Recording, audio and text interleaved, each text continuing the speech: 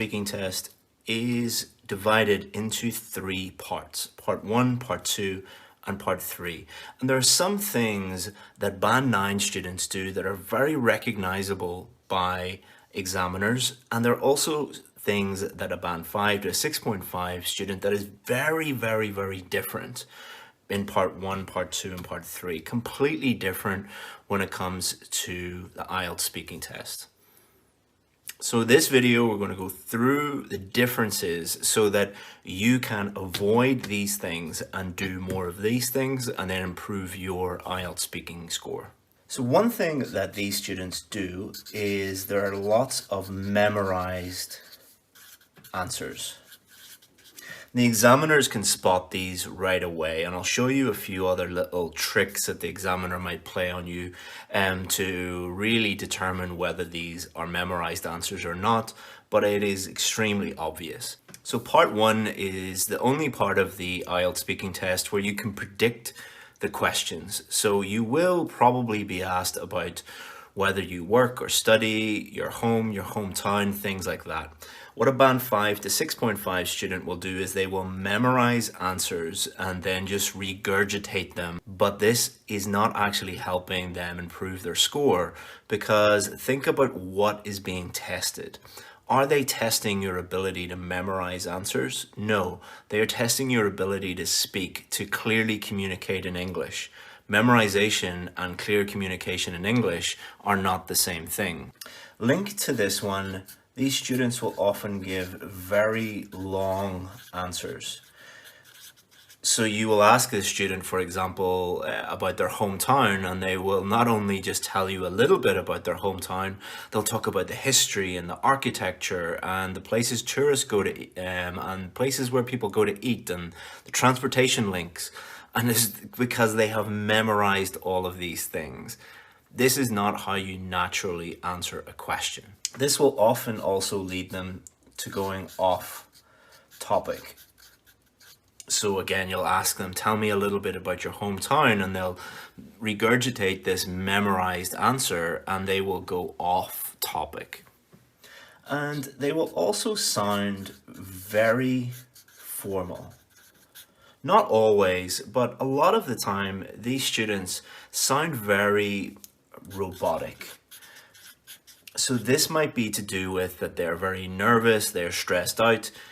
Often students who feel this way will talk in a very formal, academic, robotic style, or they have been told by their teacher that, IELTS is a very formal academic test, therefore you must speak to the examiner in this way. And then also in some cultures, that is just how you naturally speak to a teacher or someone in authority. Again, what are they testing? They are testing if you move to London or New York or Sydney, one of these English-speaking places, will you be able to talk to people? Very rarely will you be speaking to people in a very formal academic setting. You will normally be speaking to people just normally, naturally. So this again is an indication to the examiner that you are towards this end of the spectrum and they're not going to give you one of these higher scores. Band 7, 8, and 9 students, it feels like a normal conversation. When you are speaking to someone, especially at a band 9, it doesn't feel like an IELTS test. It just feels like you're in a coffee shop with a friend or a colleague and you're just talking naturally about these topics. Because they are just answering questions directly,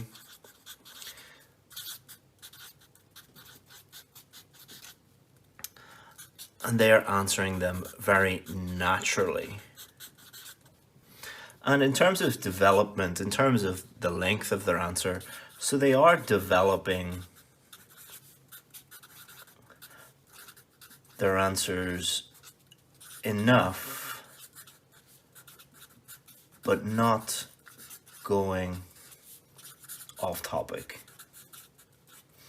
And generally they don't give very, very, very long-winded answers in the same way. And many students would think like the longer my answer, the higher my score. Not necessarily. And these students don't really think about length or development at all, really. They just think about, have I adequately answered this question? So Band 7, 8 and 9 students in part 1, what they will generally do is answer the question directly and then add a little bit more detail. That could be an explanation, an example, some further detail.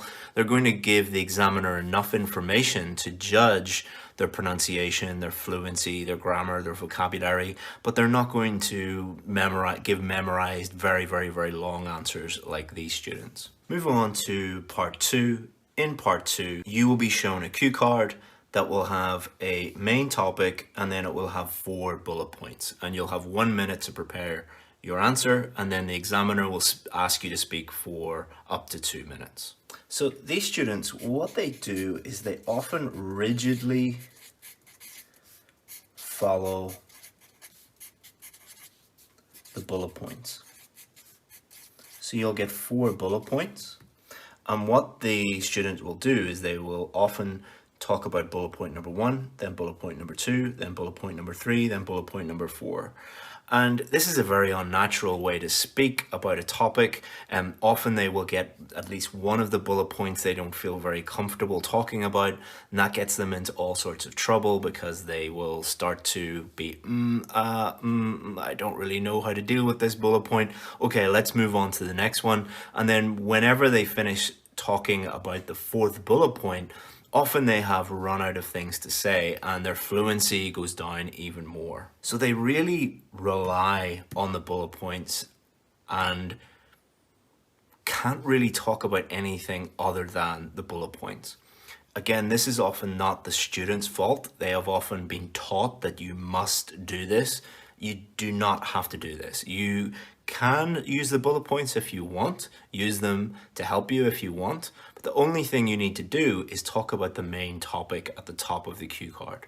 So they will run out of ideas, and this will affect their fluency. And this can also mean that the rest of their test is just a disaster because they think they have failed at this stage.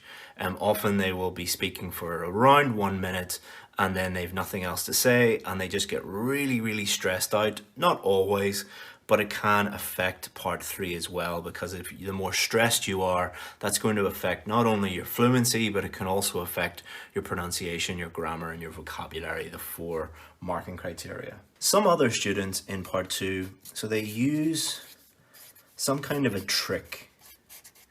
So they learn some kind of a trick strategy that they think will trick the examiner into giving them a higher score. An example of this is something that we often see, which is PPF. Now, when I was teaching at the British Council, like more than 10 years ago, we would teach PPF, which is past, present, future. But we would just use it to help students fill out their answer in part 2 if they couldn't speak about some of the bullet points. But what we see these days is there are many YouTube channels and online resources that teach students just talk about the past, then just talk about the present, then just talk about the future. If you do that, it's really easy and you kind of trick the examiner into giving you a high score. Well, the problem is that you will often get cue cards where you cannot talk about the past, or you cannot talk about the present, or you cannot talk about the future, or it's really, really difficult for you to do that. And often that leads to a poor performance, bad fluency, students getting stuck. So you're not going to trick the examiner into doing anything. And to be honest, this is probably the most popular way of doing this now these days. The examiners hear this like 20 times a day. It's not going to trick them into giving you a high score. They know what you're doing. So if you are memorizing answers in part 1 and then you think that you're going to trick the examiner using PPF and then some other trick in part 3, the examiner has seen it 100 times. What Band 9 students do is, the main thing they do is they focus on the main topic. So this is the main topic at the top of the cue card. For the whole 2 minutes when they're speaking, they will be talking about that main topic. So they don't really focus on the bullet points.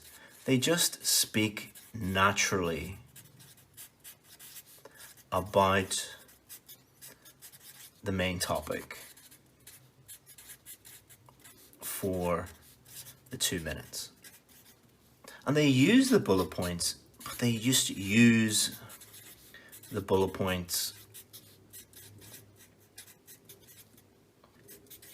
to help them speak naturally. So this student is relying exclusively on the bullet points. This student is looking at the main topic and talking just naturally about the main topic, and they might use some of the bullet points, they might not, because their main focus is just speaking naturally about the main topic for the whole 2 minutes. Then we move on to part 3. Part 3, they're going to ask you more abstract questions.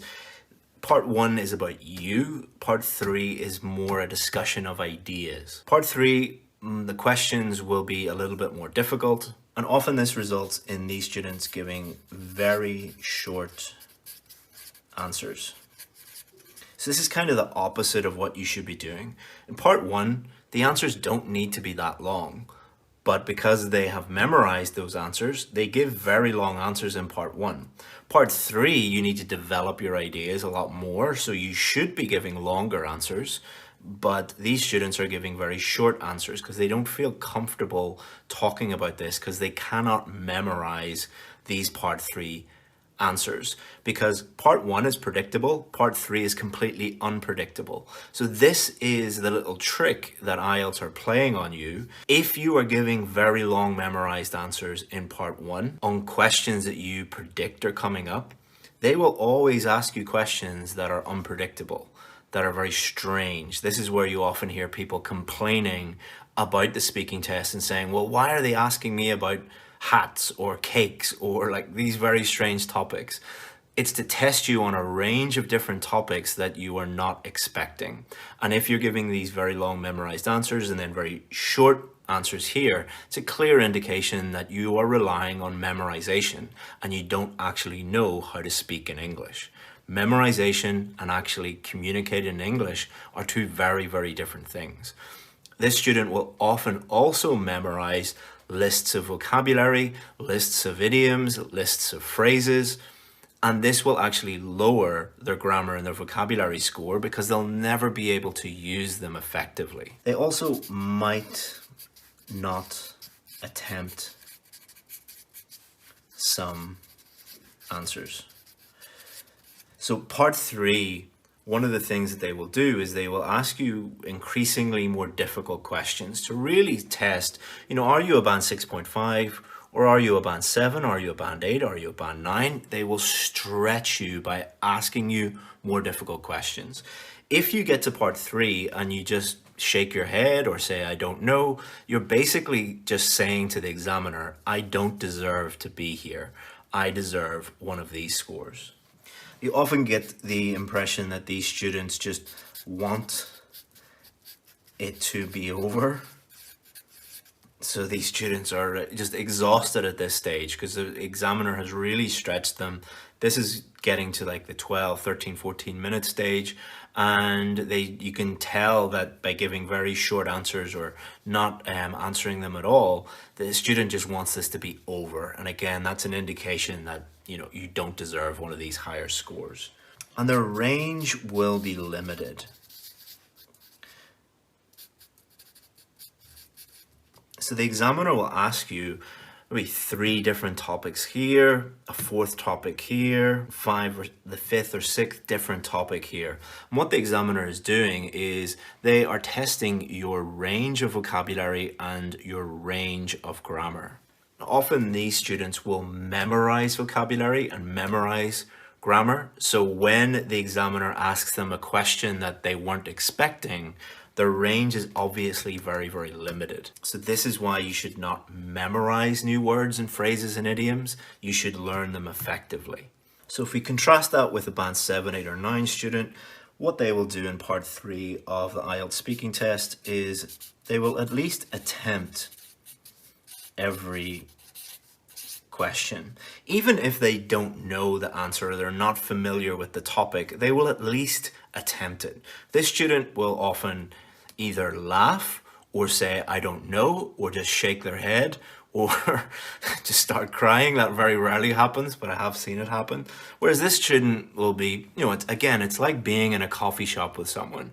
If you were with your friend in a coffee shop and you asked them about a topic they don't know about, they would say, well, I've never even thought about that. I don't really know much about that. But if I had to give an answer, this would be my guess. And they will explain what they think based on the knowledge that they have.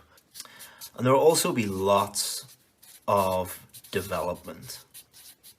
So they will answer the question directly, and then again, you're talking about ideas, so they will explain why they think that, or explain why other people think that. They will give examples to help provide evidence for their point of view. They will really develop those answers. And finally, they will have no problem or little problem talking about a range of different topics and scenarios. So they will get to the end and it will be clear to the examiner, when we asked you about the 3 different topics here, you had no problem. You had lots of great topic specific vocabulary in here. Same with the topic we asked you about here. And then there's 2 or 3 different topics in here. You had no problem talking about those. And then they're going to ask you about different scenarios requiring you to use different grammatical structures. They'll ask you about the past, the present, the future. They'll ask you to compare things, to give your opinion about things. They'll ask you to use conditional structures. And these students have no problem answering any of the questions, not because they're so familiar with the topics, but they have just a great command of English. And just like a native English speaker, you can ask them about anything and they can comfortably and naturally talk about anything. Now, do you need to be at a native English speaker level to get a band 9? No, absolutely not. Certainly not for a band 7 or a band 8. If you really want a band 7, 8, or 9 in the IELTS speaking test, it's not so much doing these things as not doing these things. If you just avoided all of this and did a little bit more of this, you would dramatically improve your score. If you want more information on how to improve your IELTS speaking score,